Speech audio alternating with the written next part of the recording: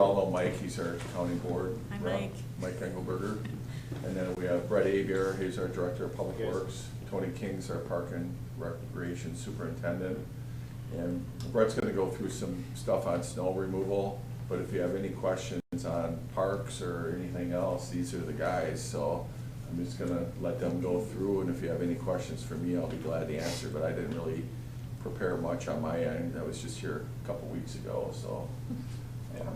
And then we have some slides up there that these guys can buzz through, and you can stop them at any time. And do you need a microphone, or we can just hang out right here? I don't think so. I don't we have a think so. small enough group. If you guys can keep it down though. Yeah. Go throw anything at them. Yeah. No promise. I don't make it snow, you know, so. Yeah, thanks, Tim. Is this the first slide? Or is this the last? There you go. That's the first one. So the first slide, Tim wanted me to just touch on the detour that we did have in place, the 51 project. So as you probably recognize, Highway 51 is open right now as of this week. However, it's going to close again in the spring, so they can finish the wall. There's also some concrete they gotta do on the north side of 51 as well. So once the weather breaks, probably sometime in March, April, it's gonna close again for another 6 to 8 weeks. So they also do know about setting them and they're gonna be planning for that or planning around that. But they do have to finish the wall and some concrete, so. Yeah, we were down there last night for the chamber event, and the crosswalk light is not connected. It's really dark down there, you know, So- the flashing light Oh, that's. by the Opera House. Okay, we'll look into that. Yeah. They are adding What's that? additional light by the Fearing as well. That should be happening next week.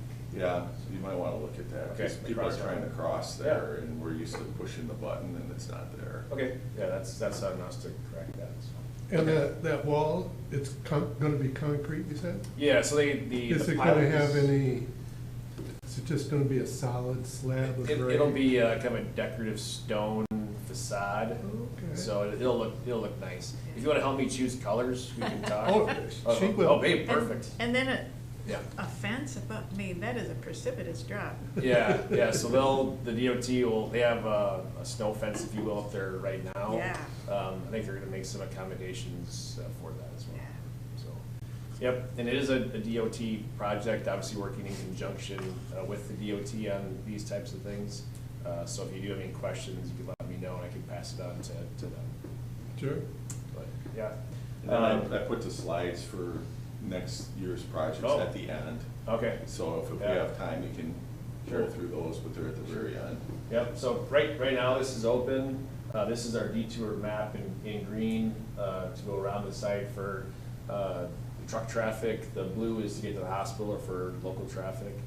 This will be put back into place in March, April when construction resumes. As Tim mentioned, we do have construction with the DOT again on 51 to the west from Harrison to Highway B. Most of that will be done under traffic, not completely closed. There will be a portion for a small amount of time that's gonna be closed to through traffic near, I think, Jertson to Harrison. But nothing like what you saw here. Full reconstruction, but two-way traffic will be maintained.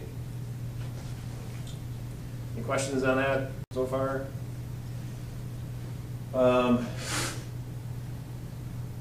Plus the wall, yeah, so, yep. All right, snow and ice, you guys sick of it yet? Yeah, sure. Is what it is, right? Yeah. So obviously we haven't had a winter like this, shaping up like this in quite some time. I think we got spoiled the last 2 seasons. We barely had almost anything. Our staff has been, doing a great job of dealing with what we have coming our way. Whereas rain, sleet, snow, ice, all that type of stuff, we're geared up and ready to go. Obviously, conditions are difficult, and every storm is different. So I'll just kind of run through our snow and ice operations.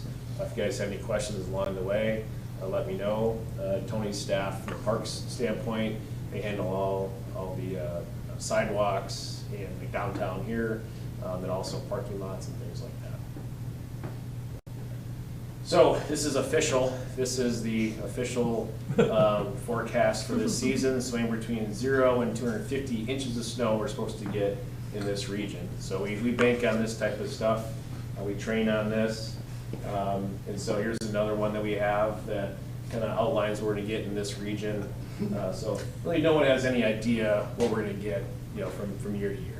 So the biggest takeaway from this is that we plan for everything, from very little snow to lots of snow. There was a season back in 2009, I recall, we had 110 inches of snow. Our average is around 50 inches of snow in the Madison area. But last year we had hardly anything. The year before we had hardly anything. I think we had 19 or 20 inches. So, to be honest, we really have more snow than ice. Ice is, as you can attest, is much more difficult to navigate and to deal with than snow. Do you guys have a lot of salt stored away someplace? We have salt reserves, yep, and so we'll go through kind of our salt usage and how we try to minimize the amount of salt that we use. Obviously, the Yahara coming through the city and our drinking water, so we definitely do train for that type of thing and have that, we're cognizant of how much salt that we use. Balance. It's a balancing act, exactly, safety and environment. Our snowplow operations, we have 142 lane miles of roadway that we maintain. So 1 lane mile is one side of the street. So basically two-way street, you double it. The 4-lane obviously out here on 51 adds up pretty quickly. We have 9 residential plow routes, downtown route, 2 cul-de-sac routes, walking paths that Tony and his staff take care of. 5 miles of pathways that we maintain and growing. People really enjoy the paths that we have, and as we have more paths, the more maintenance that we have to account for. And 10 parking lots. So our main plow routes, so these are the routes that we want to maintain as best we can throughout the storm to make sure that they are in tip-top shape. These are typically, within 2 or 3 blocks from a residential neighborhood that you can get to. Obviously 51 here, Page Street, a whole grid work of main roads that we send our staff out to maintain during the storm. Then they typically tackle those the first thing they come into a full plow. We do salt those more heavily than other more residential neighborhoods just to keep them safe and to keep them open. We want a clear wheel path typically is what we strive for. So we also, the main roads, but with that also comes schools during the school week, also the hospital 24/7, and then accounting for Sundays if there's church going on. We also coordinate with folks like from the Opera House if there's a function going on. We're at the school in the evening if there's a game happening or a play or something like that. We try to stay in the loop on things like that so we can make sure people get there safe and get home safely as well. Residential routes, as I mentioned, we have 9 different routes in the city. So the biggest thing with this is that we don't do residential routes until the cessation of the snow. So once the snow is pretty much done, bring the full crew in and clean up the whole city. So this takes roughly 7 to 8 hours once we start. Somebody's going to be first, somebody's going to be last. That's just kind of the way it goes within the routing and trying to make efficient routing. So usually we're there pretty early and try to get things done as quickly as possible. However, it all depends on when the snow stops. So if the snow stops at midnight, by the time you wake up, typically we're out of there. If the snow stops at 8 a.m., well, it could be by the time you get home from work that we're done plowing. And one of the things we talked about at other coffees here is trying to get Brett more staff as we grow. So I don't know at what point you're going to be looking at more routes. Well, the mayor touched on or hit on that. So next year we do have 2 more staff members that are in the budget to hire. So we'll put those folks into our plow routing. When it comes to routes, so right now we are full. We have no extra people in case somebody gets sick. Or it's you. It's me. I was in a truck the other day. I had no problem with that. It's all hands on deck. Tony can operate a shovel, so we that's about it. Yes. Got jokes today. Yeah. So the biggest thing too is our CDLs are our big deal. And so to drive the large truck, you have to have a CDL Class B. We require Class A because we do haul trailers and things like that. So anything over 26,000 pounds, you have to have a Class A with a trailer. That's a huge deal for us to find qualified people that we can put in these trucks. We do not just throw anybody in the truck. There's a huge liability, a lot of obstacles out there. You can't just say, oh, let's go drive this truck and push some snow around. It doesn't work that way. They'll let you ride along with it while you drive it. Yeah, you maybe push a lever or something. Yeah. But we for example, we have a new staff member that he went through the training and everything. This year, he rode along for the first couple storms. We let him go out with another staff member on a route and had him take his own truck, basically follow this person. So we take the training very seriously because, like I mentioned, there's a huge liability out there when it comes to driving these large trucks. As you can imagine, going around a car with a front plow, and what people don't realize too is that we have big wings off the side of the truck that we do all the curbing with. And so you need to go around that car and account for that wing as well. So a lot of that spatial recognition comes with time and experience. So again, we can't just throw anybody in these trucks. Some state statutes mention that you can basically have alders hop in a truck. I think you have to have a population of 2,500 or less, so you're off the hook. But so You're it does say that, yeah. Exactly. Yeah. So again, staffing is a big deal, and we certainly try to plan for growth with the council. It's not only staffing, but equipment as well. So we already have in our capital plans, in our 5-year capital plans, to add essentially 1 extra truck to the fleet and staff members. It also parks equipment as well. Yeah, when we talk about the budget, I go through it pretty quickly here, but Brett spends hours analyzing things that you wouldn't even think of, like emissions and lead times. Yeah, so there's an emissions change coming down the pipe for all of our large diesel trucks in 2027. We're hearing that's going to cost anywhere between $20,000 and $40,000 extra for these emissions changes. So it's more restrictive? Yes, more restrictive, so there's more cost in the chassis itself to meet those requirements of the EPA, or it's probably EPA. But so we're planning for those types of things.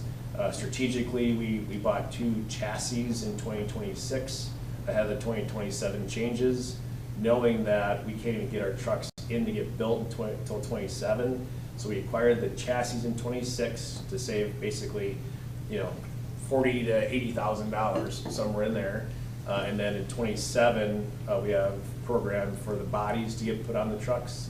They can't get into the upfitter until 2027 anyway. So we bought the chassis ahead of time. We can't get in line until we have the chassis. So we're going to have the chassis in 26, get in line for 27.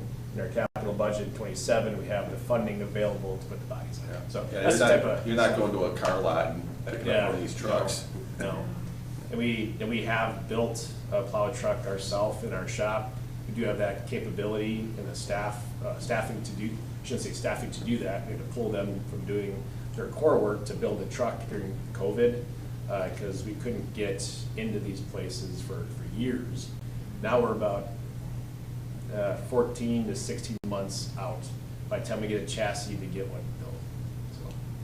So push come to shove, we can build the trucks in-house in our shop ourselves.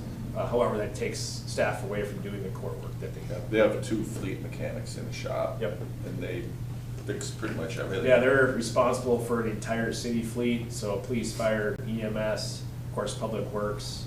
So anywhere from a weed whacker to the ladder truck for the fire department comes through our shop. And they're very capable.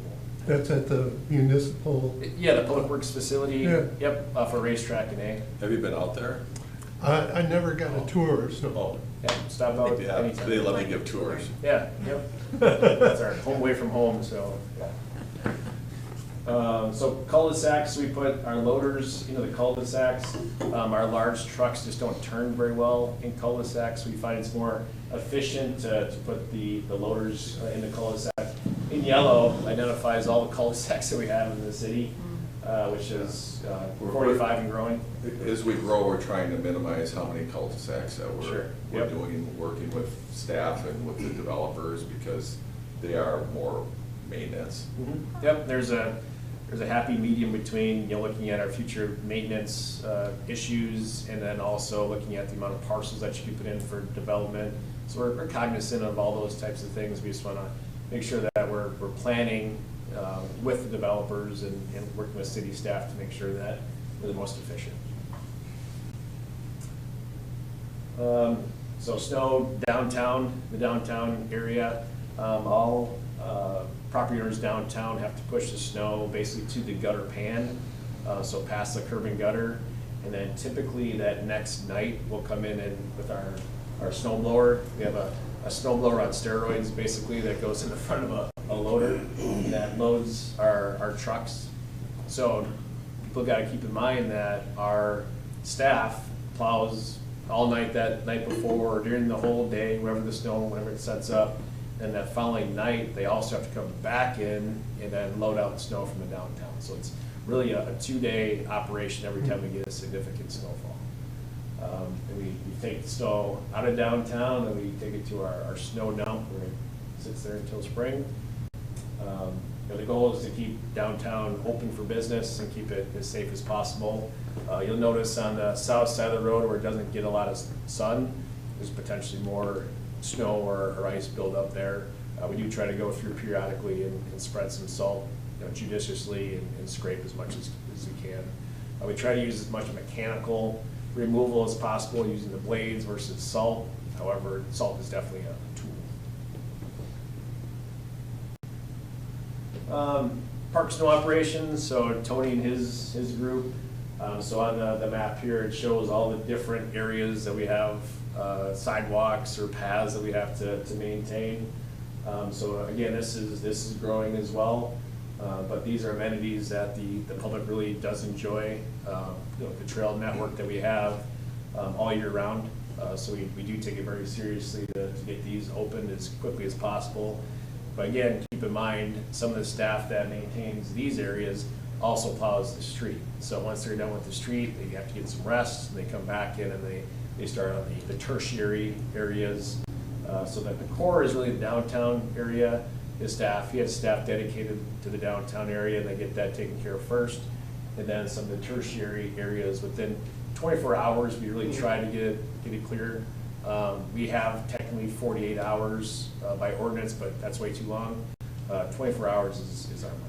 Yeah, and I guess I'd just like to add to this, for our trails, we're taking care of like the asphalt trails specifically. The gravel trails, we do not have the capability to scrape those without tearing out the gravel or brooming those. We are looking at, for the future, maybe getting like a machine called like a snow dog or a sled dog, where they use them kind of for grooming for cross-country trails and things. So we're potentially looking at that to maybe do for the gravel trails, because I know there's a lot of areas in the city that we get calls in like, hey, can you get our trail cleared? And unfortunately, it's gravel, so there's not much we can do at this time, but maybe in the future, we'll get some machines that can help with that. That's obviously a huge part of recreation, is to create the opportunity for people to get out and enjoy the trail networks. And Tony and his staff are doing a great job of creating those actual connections to our current trail systems to make sure that we have looping taking place, and it's not a trail to nowhere. If you do see a trail to nowhere, it's probably a segment of a trail that's going to connect to a future trail. So it's not an unplanned type of thing. It's just, property that needs to be acquired, or it's part of future development, stuff like that. I thought we agreed to never say that phrase again, right? What's that? Trail to nowhere. Trail to nowhere, bridge to nowhere, whatever. It's to go to somewhere eventually. Eventually. Yeah, and I think one of the challenges is, so for Tony's group, they're not only doing snow removal, but they're doing all the recreation programs Right. at the same time. So there's what's going on now, basketball and Basketball, wrestling. volleyball, yep, all Yeah. that stuff. So they're also coordinating in programs and making sure they have the referees and the gym space and the coaches, and trying to corral the players and the parents and keep those programs going at the same time. So it's a balancing act for them, and they have to be really flexible with their schedule, which we really appreciate.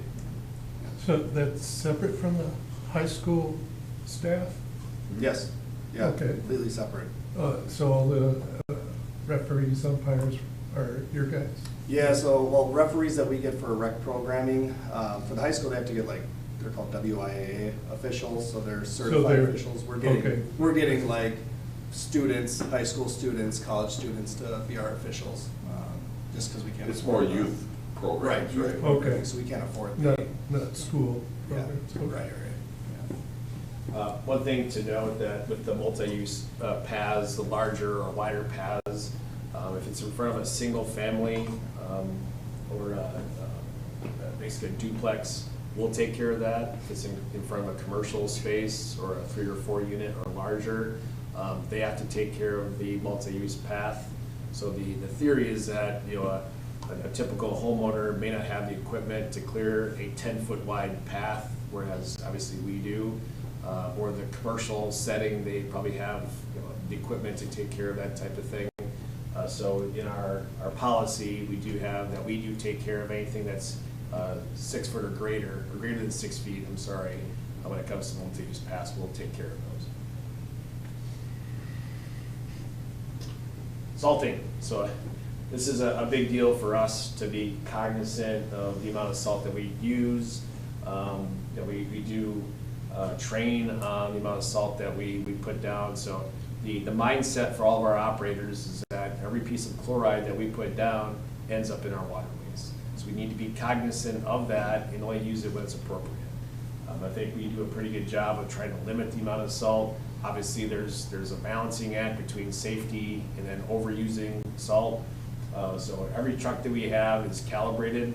We know exactly what we're putting out of the back of the truck. We have basically a computer screen in the truck that tells us, you know, 300 pounds per lane mile is kind of where we're set at right now. They can go up to 800, but we keep it down at 300. So we know exactly what's coming out of the back. They're calibrated each year to make sure that it's right on, you know, so we know exactly what we're putting out. We do have to report all that information to the DNR on an annual basis. So we are part of SaltWise as well that the county puts on.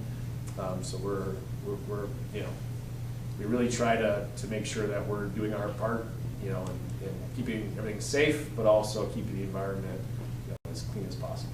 So the downtown businesses, though, they are responsible for the area in front of it? They are. And when they use salt irresponsibly, anybody say anything? So you can say, you can tell me, and what I'll do is tell our stormwater person to go have a chat with them, just, hey, there's different techniques you could potentially use. Yeah, We like to call like it, you know, shoveling first? shovel, mechanical, shovel first, and feed the chickens later. You know, you don't need Yeah, to right. dump it on there and. We also have a reporting system on our website as well. Oh, You I can can just go tell in.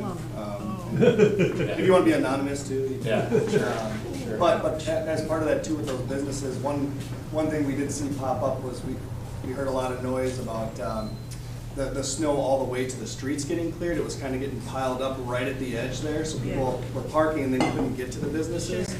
That is the responsibility of those businesses to get that out to the street for us.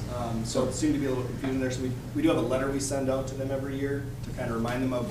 Where does it go, though? when It goes out to the street, right to, so we'll. So they- Oh, so they can shovel into the They street? need That's where- to I shovel, see. no, this isn't Stoughton, but they need to shovel into the gutter pan Yep. I here. see. You know, a lot of times what's happening is they're shoveling back here. Right. In our equipment, we can't reach back. Sure. We have a 1978 John Deere grader that we bring down there that, you know, has a blade on it that reaches Oh. over a couple feet over the back of the curb.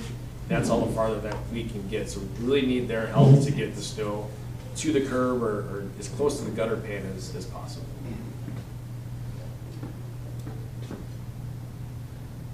So we do have pre-wetting capabilities. We do use liquids on the truck.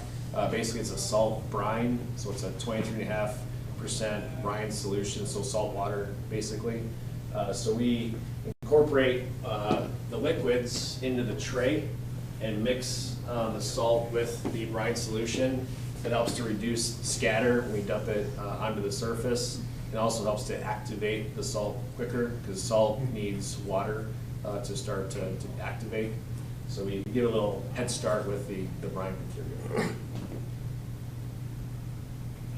Oof, our snow emergency policy. So basically anytime there's 3 inches or more, we can call a snow emergency, and that takes effect from midnight to 8 a.m. for 3 consecutive nights. So if we call a snow emergency like last Saturday, the 6th, that's even odd parking from midnight to 8 a.m. So if we call it on the Saturday the 6th, what residents need to understand is that the snow emergency even odd starts at midnight, which is then the 7th, which is an odd date. So that's where it gets confusing for a lot of folks, is that even though we called it on, let's say, the 6th, which is even, it really doesn't start until midnight, which then flips the date to the 7th, which is odd. So we get a lot of confusion with that, and rightly so, I get it. But that is, the way it's written, so. Then for 3 consecutive nights, unless we cancel, that's what's in effect. Do you all park on the road, or do you have a driveway that you park? Good. Yeah, that's very helpful. If you have a driveway to park in the driveway, Yeah. we see it all the time for whatever reason. People sometimes choose to park on the street. If you don't have a choice, that's one thing. But if you can at all park in your driveway, that's very helpful for us to get in and get out and get your road cleared for you. Here also, we leave a big windrow, which nobody likes, and we try to take care of those the next night or subsequent days. But sometimes the damage is already done because that residue or that windrow is already there, and it's frozen because we get cold air after the storm typically. So it's very helpful to just get off the road, let us do our thing, and get the road back. Overnight parking is generally allowed? Yeah, it is. So some municipalities have basically alternate side parking from like November till April. And we've always chosen just to call a snow emergency. That way you don't have to worry about it unless there's snow on the ground, which does create some confusion. We might take another look at that. Yeah. Every time we do, we kind of. Yeah, I think we can look at the pros and cons of, the biggest thing is the way we have it set up is it's not consistent. So the biggest thing is it's intermittent depending on weather. And so that's what leads to confusion. It's like, well, I gotta remember now especially last year, I think we called maybe one, and it was basically because of some icing conditions. So if you have one in a year, you gotta, well, what is a snow emergency? We do encourage people to go on our website and sign up for our snow emergency email notification, and it does kind of list out everything. Then again, keying into at midnight, going from, let's say, the 6th, flipping the calendar to the 7th at midnight is what people really got to key into. Yeah, and really, for me, it's a couple things. Is the convenience of the homeowner to have to worry about alternate side parking when there's no snow on the ground. It seems kind of fruitless to me. And then the other thing is, you might ask them to park on the other side of the road and they have to cross the street, which could be a public safety issue. You're crossing the street for no reason. And then the ticketing, we don't want to be in a business of having our police officers handing out parking tickets all night long. I mean, we don't make any money off of that anyway, quite honestly, by the time you process them and go through the court system and all that. And we'd rather have our officers doing other things. I mean, it's one thing if they're parking trailers for 48 hours or more, things like that on the road. But for vehicles, it's like the downtown, we don't heavily enforce our 2-hour parking downtown because we want people to come downtown. We don't want to discourage people and penalize them. I mean, we want people to be happy to come downtown or even be able to park on the road. So it's a balancing act there, but even with that, we still issue quite a few citations. Yeah, I think the first storm we had, there was about 250 parking tickets. So the biggest thing from our standpoint is if we can get all cars off the road, that would be fantastic. Because again, I'm not sure, I'll give a picture later in the presentation about some of the obstacles that we have to go around, and parked cars are certainly a huge part of that. And there's just some places where there's no place to park, especially in some of the apartment complexes. Maybe when they were built, you might have had 1 or 2 cars per unit, and now maybe you have 2 or 3 cars per unit because people accumulate stuff, so now they're overflowing into the road, and it wasn't really designed for that. And it's really interesting in Madison, they're starting to build apartments with no parking. So it'll be interesting to see how that works out for them. I don't know.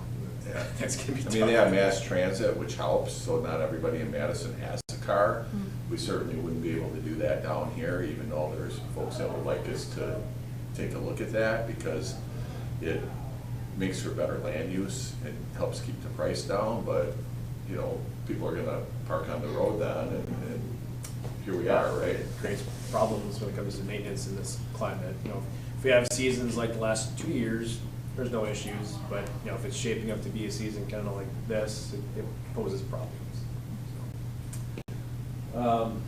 There, so emergency notification, so we get the message out there from Ron Burgundy, you're in Anchorman. So we do have the email notification that you can sign up for on our city website, not only the main website, but our Public Works website, the different news stations. We send the same message that we send the general public in our email notification to the news stations. How they choose to interpret it or put it out there sometimes is not great, but they do get the same notifications that everybody else gets. Our different radio stations, they receive the message, and a lot of times they'll broadcast that for us. Then our Facebook page, it's on the city website and our Public Works website as well. Challenges. That's the So, one, yeah, great. So we do put this out there periodically, but a lot of times folks forget to shovel the ramps. So they'll do their sidewalk, but they live in a corner. Fortunately, they have more, green space on a corner, but they also have potentially more sidewalk space and these handicap ramps. And so from an ADA standpoint, these are required to be removed. I always, like when we talk to our staff, we always, put ourselves in their shoes. If you had a walking impairment, how would you navigate this if you had to get somewhere, or go to the store, get medication or something like that? So we definitely try to do our part. Residents who live on a corner need to keep these free of snow and ice the best they can. One of the biggest things is that we go through, they may be done shoveling, just like your driveway. We do leave a windrow, it's gonna happen, you're gonna get snow in your driveway. But they also need to take care of the sidewalk ramps as well. Cars parked in the roadway, so this is a picture of a plow truck trying to navigate.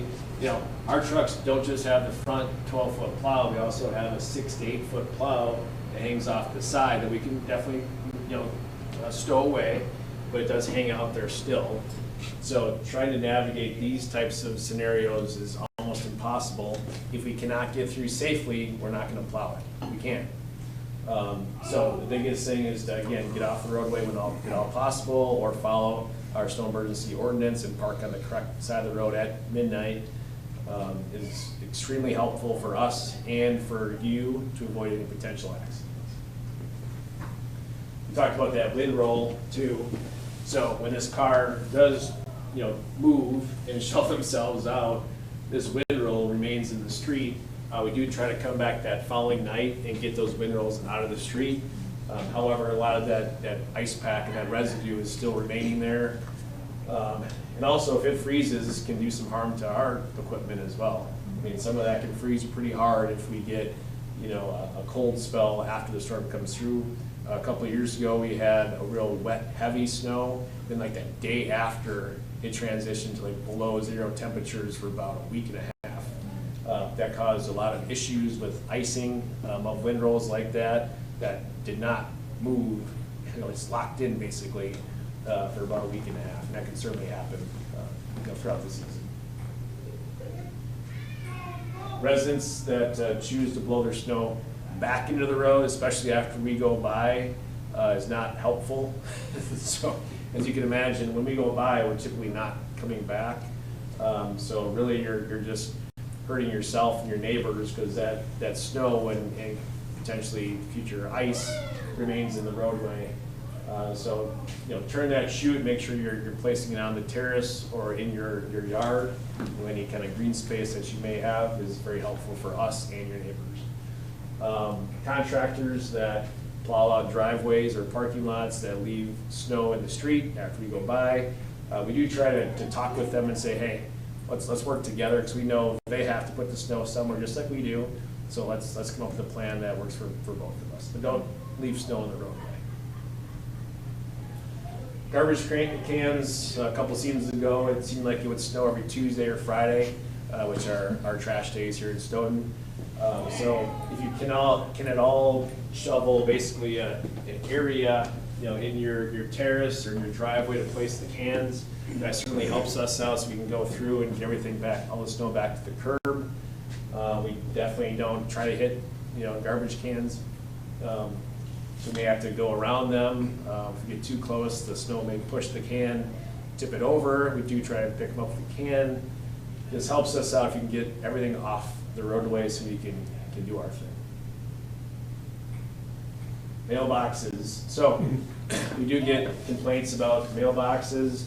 I will tell you about 9 out of 10 mailboxes that we get complaints about have a rotten post or are in disrepair. So because the snow, if you have a wet, heavy snow, may push it onto the terrace, it'll push that post over because it's rotten. And then they call us, say, hey, your plow knocked our mailbox over. Well, no, your mailbox post is rotten. And I'm guilty of this, because how often if you have a mailbox out at the terrace, how often do you inspect it? Probably never, until something falls happens. over. Until it falls over, exactly. So we talked about that this year in-house. It's like, well, how often do you inspect your mailbox? I've never inspected my mailbox. So it's one of those things that this is a good lesson for all of us to, hey, before the winter, just go take a look at your mailbox, if you have one out at the terrace, and just see if that post is in good condition. The other thing too is the USPS does have requirements for height off the roadway, setbacks from the curb. So if you do not follow those specifications, we won't replace it either. If you set it over the road and our plow hits it, it's like we put it in the road. So 9 times out of 10, I will tell you that it's not us knocking it over. If we hit a mailbox, you'll know it. It's going to be dented, cracked, bent, broke, and we will replace that. That's on us. If the snow pushes it over because it's in disrepair, well, that's because you didn't maintain your mailbox. Yeah, this talks about what I talked about earlier here is inspect your mailbox, make any repairs. A good time of year is the fall before winter starts to kind of do that type of work. If you do have to replace it, obviously the snow isn't, the ground's not frozen yet, and you can put a new post in. So a good time of year is the fall to get that type of work done. Keep up with future growth, as the mayor mentioned. We do look at this and look at our future growth plans, any potential developments. We look at our staffing, we look at our equipment. Through our 5-year capital plan, we certainly try to put the necessary equipment in there. Needs versus wants, we certainly look at that. These trucks are very expensive, so we don't just buy trucks for no reason. We definitely have a plan to deploy them. Like all the equipment, for your own, you see what's happening with equipment and vehicles and things like that. We're certainly no different. Your trucks are used more for just snowfall, right? Yeah, absolutely. So these are our dump trucks. So we've been doing a lot more in-house road type work. Last year we built basically 2 roads in-house with our staff. So we pulverize the roads, we shape them, put a crown on them, hollow out the access, and then do what we call undercutting. So we'll take the soft spots out of the road and put new gravel back in, or road base back in, and then have a company come back in and do the asphalt work. And Tony's team has been doing some stuff in-house as well, I believe. Yeah, we're doing a lot of trail work and use those trucks for moving any of that material over. Kind of doing trails in-house now, just to save money, and we have the staff that has the capability to do it, so it's been working out really well.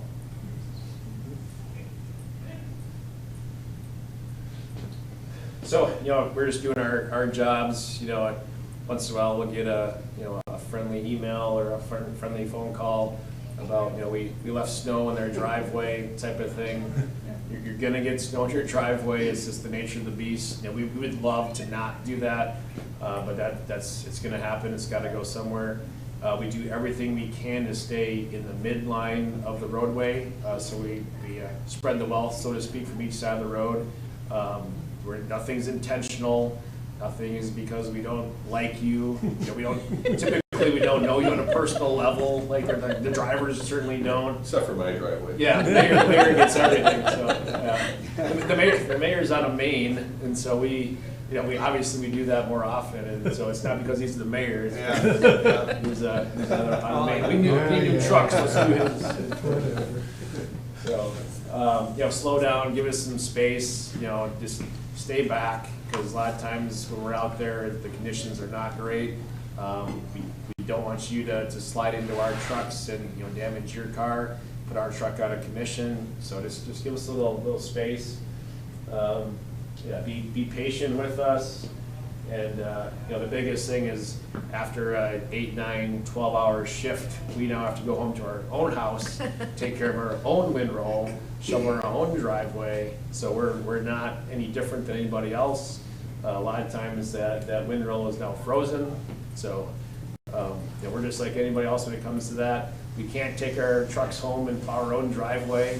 That's not a thing. So, we're no different than anybody else. So with that, any questions you may have, or you're welcome to come for a ride along anytime. So, but you gotta get into midnight, 10 a.m., gotta do the whole thing. Then that next day, you gotta come back with us. How big is the staff? So we have 26 full-time staff. Mhm. They're not all dedicated just to plowing. There's a Sure. couple different positions, but I will say probably 15, 16 of those are dedicated to snow. Okay.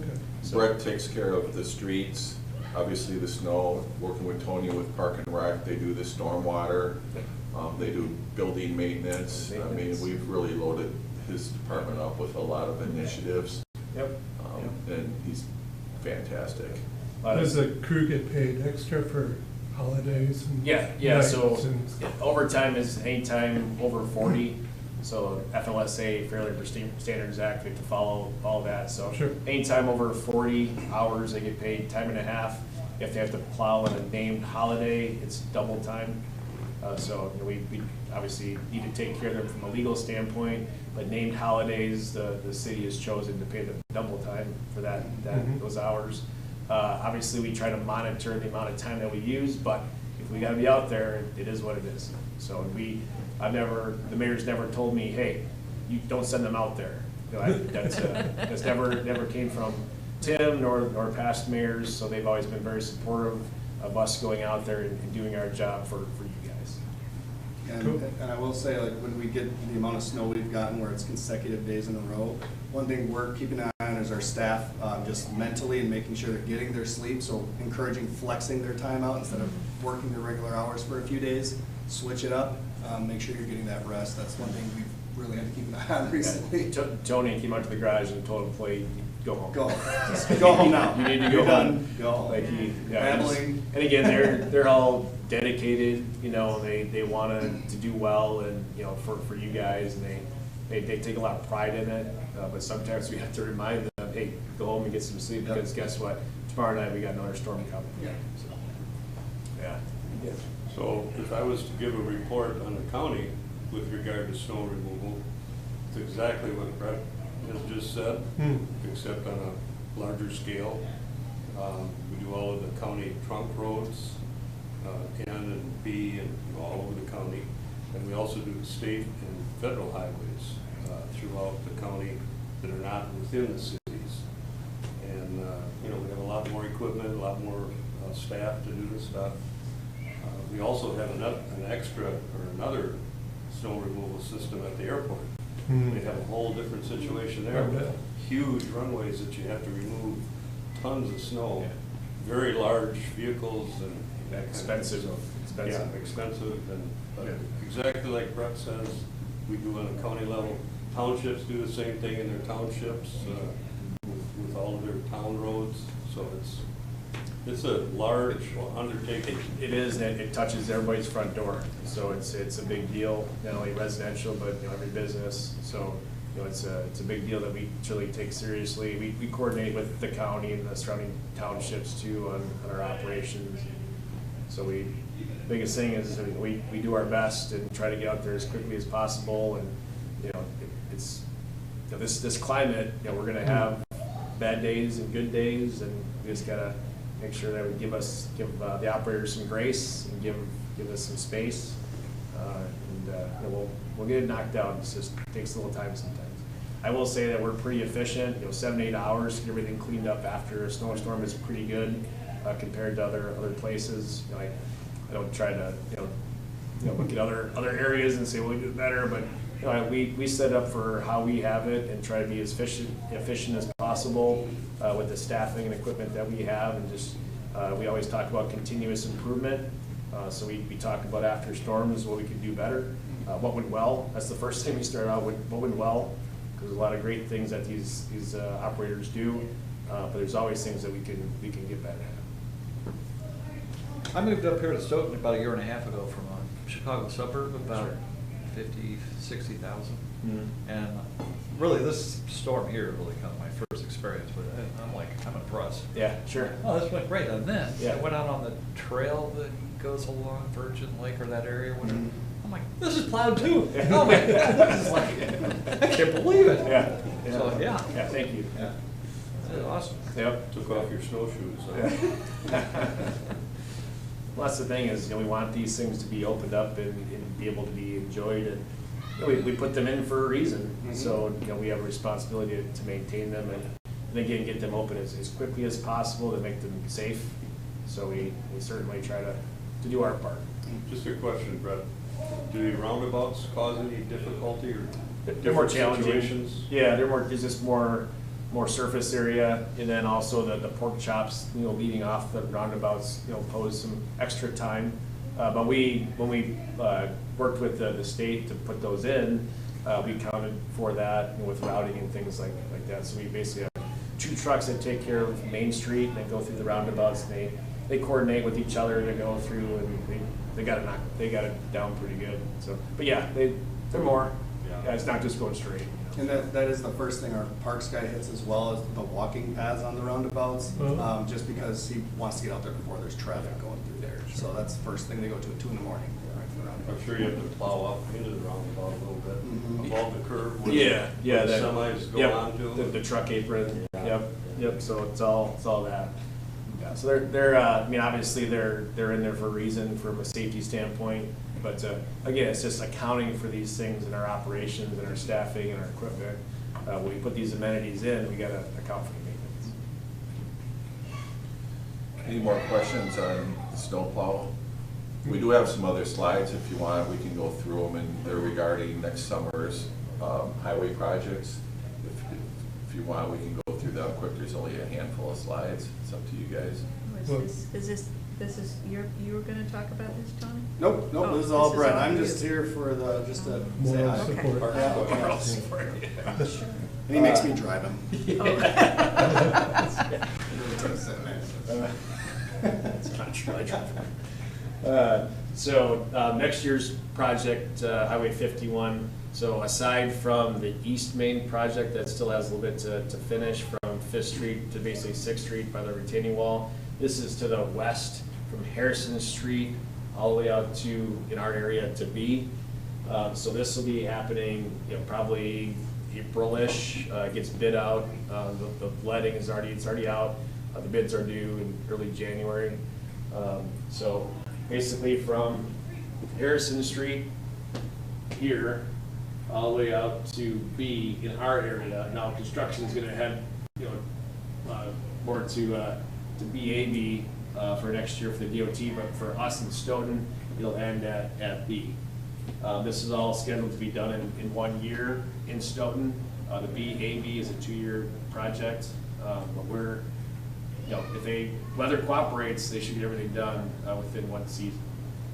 So most of it will be done with, you know, with 2-way traffic in place. There's no real shutdowns. There'll be a shutdown for a short period of time near Harrison and Van Buren or 138. We'll have a local detour in place. So just over here, not this set of stoplights, but the next set of stoplights, that'll be closed for a short period of time. There'll be a detour onto Milwaukee Street and then back onto either Page or 4th Street. So this will start again in March, April, when the weather breaks and when they can get out there and get that work started. So that's a full reconstruction. There'll be a multi-use path that's put out on both sides of 51, going out to Rutland Dunn Town Line. So a 10-foot wide path on both sides. Then at Rutland Dunn Town Line, right here, there's gonna be a roundabout put in. And then also at B, there's gonna be a roundabout.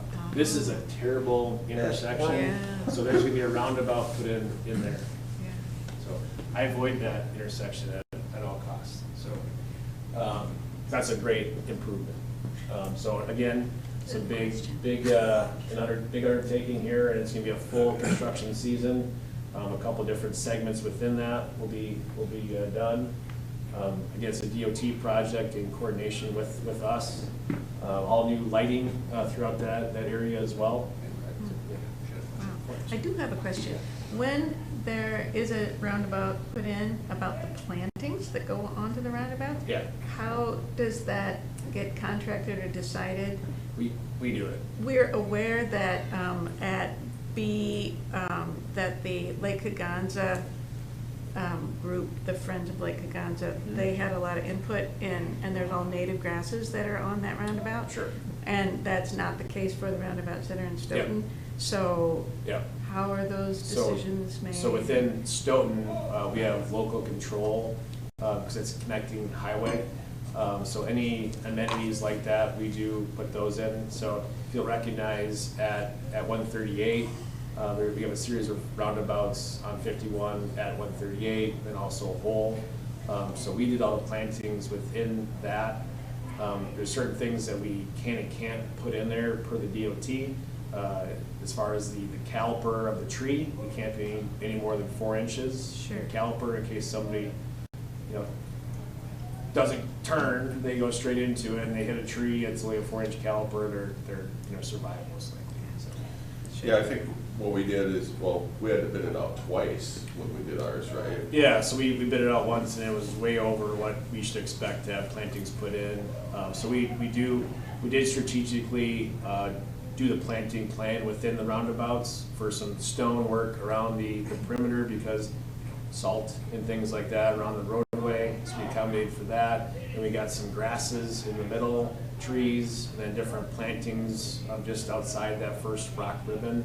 Yeah. So we spent a lot of time and effort to keep those up.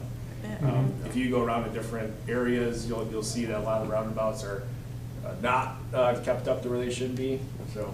But you were asking who chose those particular plants? If you like them, I did. If you don't, then. I was gonna say, I totally felt that coming. I greatly appreciate the native grasses that are at that roundabout at B. Sure. And I think the ones in Stoughton look really nice, and I totally understand the Yeah. choices. But there are some burning bush, short, like dwarf burning bush, which I believe is a invasive species. Oh. So, yeah. Interesting. They Yeah, look we really were- nice, everybody has them, everybody loves them, but that's, Yeah. it made me go, oh, ow. Yeah, interesting. Okay. So, there you go. Yeah, good to know. Yeah. Because I'll be the first one to admit that I don't know our invasive, some of the invasive, Queen Anne's lace I know is invasive. There you go. So the point being, if you could choose native species, would be a lot better. Yeah, Yeah. for sure. And, Unless they're if it could expensive. be used, I'm trying to get the county to do the same thing. Yeah, for sure. And Yeah. yep, natives for sure, invasives definitely And not. grasses The other thing and- about that, Yeah, you don't have to maintain that stuff like you do Yeah. grass and all that kind of stuff, exactly. The- And like around at B, the grasses that are around the outis is a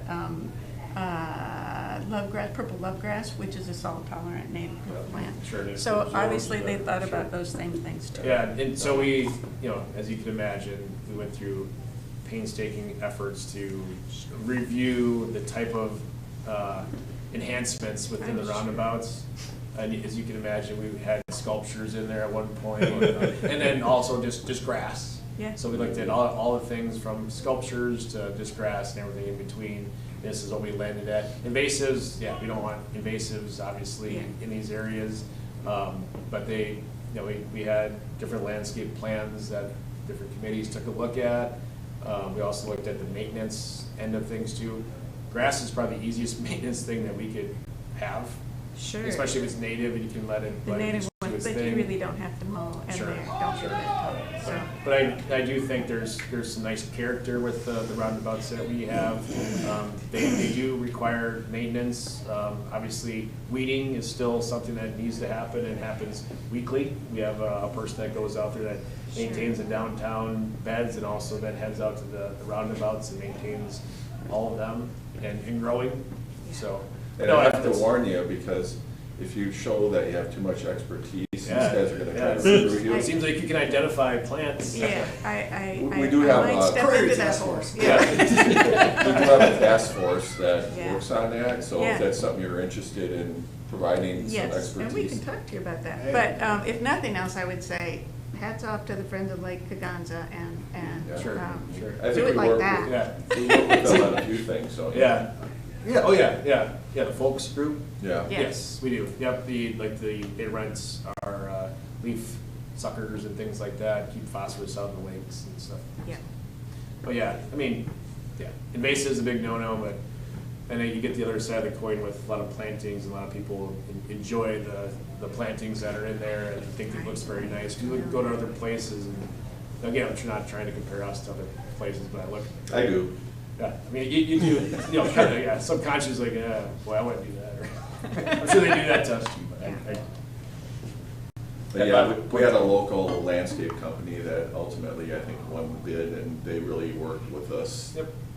And Yep. I think they're each, one of them are a little bit unique, but yet they're all very manageable. Yep, yep, but invasives, yeah, we'll review that and going into the spring here and see if we Yeah. can swap those out. Well, we're actually currently in the process of hiring a new park maintenance operator, but with also, well, it's listed as an ecology background, but we're looking more so for like an invasive species background, so they can help us identify those in parks.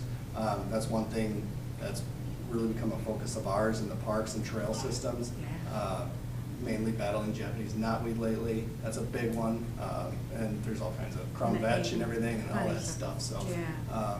Hopefully with that new person, that'd be something they could even potentially take a look at for future Yeah, projects. that's great. This another slide, this talks about the construction. It's a full reconstruct. There's underground that's happening too, so water and sewer. There's some AT&T type folks, Line Energy. They're already starting to replace some of their gas main and things like that. So that's all happening. There's some stormwater upgrades that are taking place as well. Light poles. Light poles, some decorative light that's going in, other, a lighting plan that's gonna really enhance the 51 corridor all the way out to B. So that's gonna be, I wouldn't say lit up, because we do take into account the night skies initiative. We're not looking to, make everything so bright where it's intrusive to your daily life, but just more from a safety aspect. Down to South Quam, so that's more the DOT kind of outside of Stoughton.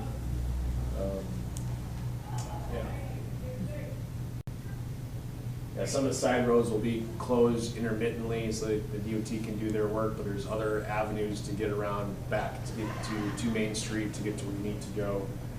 Those will be clearly marked throughout the project. The DOT also has an email group that you can sign up to get information about the project throughout the season. So if you're interested, you can certainly go onto their website. We have a link on ours too to theirs. Yeah, and they're pretty good about having the public information sessions. I know they've had some here, they've had some out in the township as well. So if you're able to attend them, I think it's really helpful. And then we also host every other week during the project a stakeholder meeting. So those businesses or even residents that are on the street can tune in. We have a virtual meeting every 2 weeks to give updates to them from the DOT or from us from a local detour standpoint. Just trying to keep people in the loop on what's going on, especially those that live in those areas, or business owners that want to get accurate information out to their folks if they got emailing lists or whatever. So again, just trying to keep people in the loop. These are big projects that impact them and their business, so we'll make sure that they have all most accurate information. Instead of going to Facebook for some information, they can come and get it from the horse's mouth, so to speak. That's just more the stuff we've talked about here. And all this is on the DOT website too. Constructing medians, there'll be a median constructed. Right now, if you recognize out by 51, kind of near the Walmart area, there's a median there. They'll continue all the way out to B throughout the city, and then lighting within that. So that'll be curb and gutter, a curb and gutter median. We're changing at Jackson Street. There's 2 sets of lights by Walmart and Aldi's. There's 2 sets of lights there that are very confusing and hard to navigate. Those will be coming out and getting redone. That second set will be coming out, and there'll be a median that's going to be put in there. Be right in, right out, going on to Holtz Road, the service road to the car dealerships. But the second set of lights is coming out. That's a terrible design, so that's going to be redone. Unless you guys like that, you can keep it. Okay. No, I've almost seen some accidents. Yeah, it's just People think it's well, the first, they're green, but it's not. Right, they're the first time green. you use it, like, well, which set of lights am I supposed to use? Yeah. Yeah. So that's being corrected. That's fun. Any questions on that I can answer? If not, I can certainly find out the answer. But again, lots of good improvements. It's going to be another full year of construction, not only from the DOT, but we have a whole host of other projects in the city that we're doing as well next year.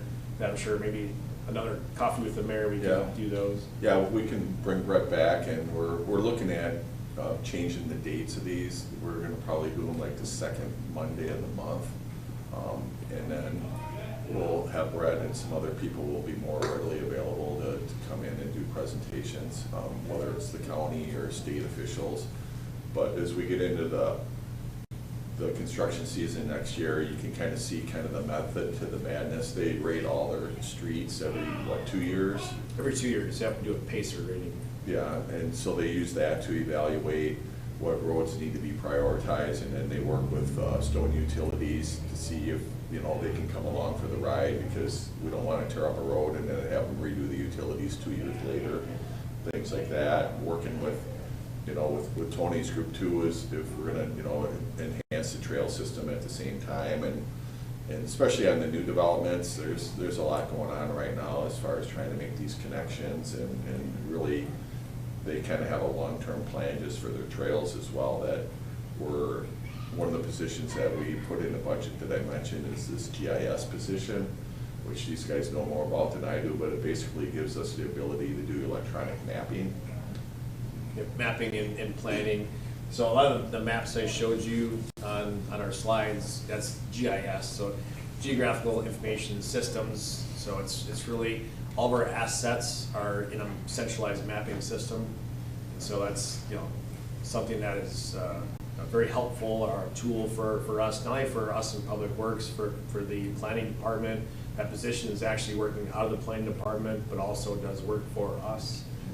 So we're doing some of that in-house and also contracting that out in the past. I'm sure the county has multiple staff that deal with mapping, and the DCI maps that we tap into too, those are on GIS. So we're looking at working closer with Stoughton Utilities as well, because they have their own mapping, and it would just be more efficient if we're all on the same system. So these are some of the things that when Brett talks about continuous improvement, those are the things that we're looking at kind of as an organization here in the city. And we meet quite often with we call them TAC meetings, and they're Technical Advisory Committee meetings. We talk about developments, we talk about opportunities to have better collaboration, and I think that these are kind of some of the things that come out of these meetings, is how can we work more efficiently and better serve and have the information more readily available, not only for us, but for you all. Yep.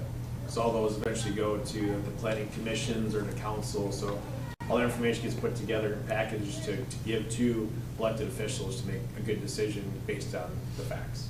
And it makes it easier for the public to understand the method to the madness. there is a method there. Sometimes it's just hard to understand it, so we're always looking at ways to better communicate what we're doing, so constituents know where their tax dollars are going. Any other questions? Nope. I know that's a lot of information. It's a lot but- for 3 people, so thank you. Yeah, seriously. We did this last Tuesday too. And, always happy to talk to, groups like this, small or large. Sometimes these are nice, intimate type conversations, so I don't mind this at all. Tell your friends. Thank you. so. Sure. No, thank you, Brett. That Yeah, was- Yeah, no absolutely. problem. Yeah, thanks for coming again today, and then, I think, like I said, the second Monday in January, I think, is when we're gonna do the next one. And then I'm gonna work with Laura here at the Senior Center to try to put together a guest list. Quarterly, we have the Stoughton Hospital, the school district, and the chamber are here. And then in the past, we've had state representatives here, the senators and assembly people, as well as Mike and other officials from the county. We've had the sheriff here in the past and the county executive. So as we get into the spring, I'm hoping to get more of them booked as well, and then they put it in the newsletters. And then we also, the city has an electronic newsletter, I don't know if you're aware of that. That should be coming out here. Today's actually the deadline for submittals, right? Hopefully you guys got yours in. Yep. So that'll come out. Mine in. What's that? Tony made a point. I was to the say- only one. Yeah, only work still needs to turn in, but Park and Rec. Park and Rec did though, Park and Rec did. We were good. So the electronic newsletter will probably come out maybe in the next week or so. And you can see that on either our website or our Facebook account. And it really gives an update of what's going on in each of the departments. And those get shared through the other social media accounts, so that's another way to get information. So we're always looking for ways to get information to the public. Mentioned the council catch-up. We usually do a recording the day after the city council meeting and do like a 10 to 20-minute summary of the meeting, so you don't have to watch the whole thing. Brett's presentation was on there the other night. And then on the council catch-up, I just mentioned it. That way, if anybody's like, oh, that sounds like it'd be interesting, they can go and look at the whole meeting and just capture that portion of it to get up to date on what's going on. They usually record these as well, so you might see this out there as well. But any other suggestions, we're always open to them. We're trying to get people, interested in what's going on. I have a question that's really just for me personally. I live on Nordic Ridge on the far west side of it. It's my backyard, there's a farmland, Mhm.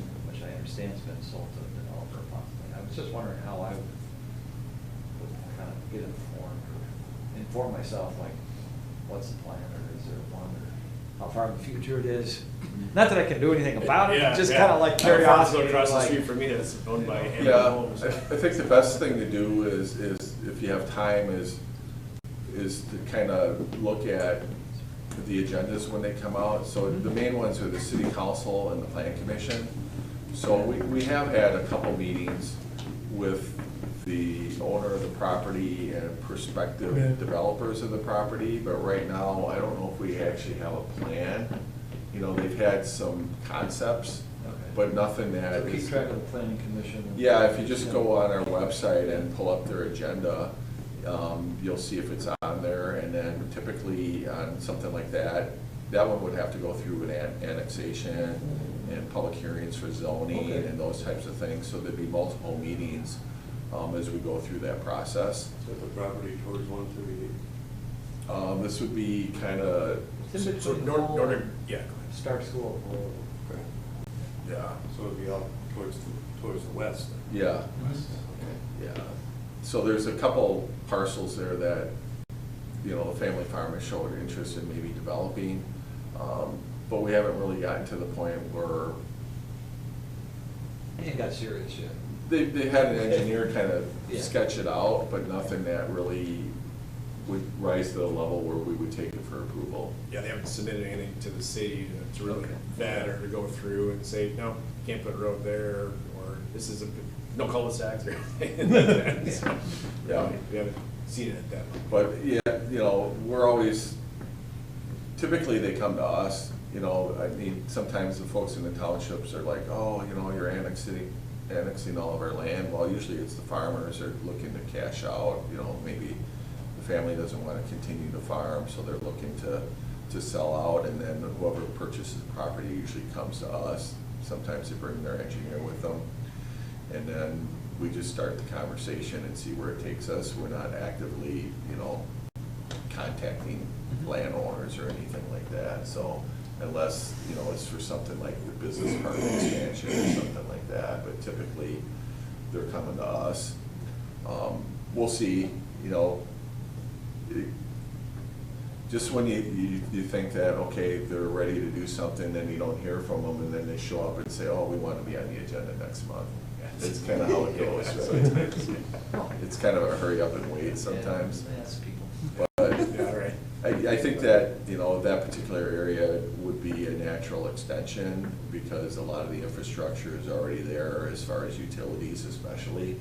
And then the road grid is there, and it would just be kind of an extension, but it really comes down to what is the vision of those that want to develop it, and does that align with what we want to do? We're in the process of updating our comprehensive plan. I don't know if you had an opportunity to do the I haven't survey. looked into that one.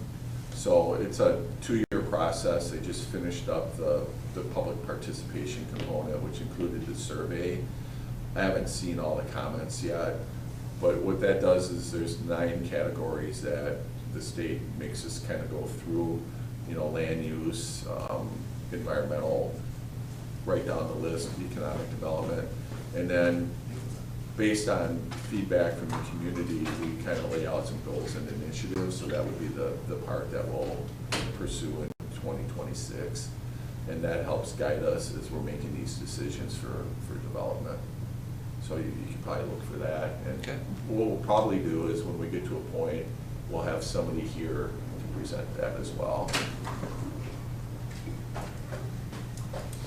At these meetings, I mean, he's always reporting on what's coming up and Yeah. what's next. So it'll be reported here at these meetings.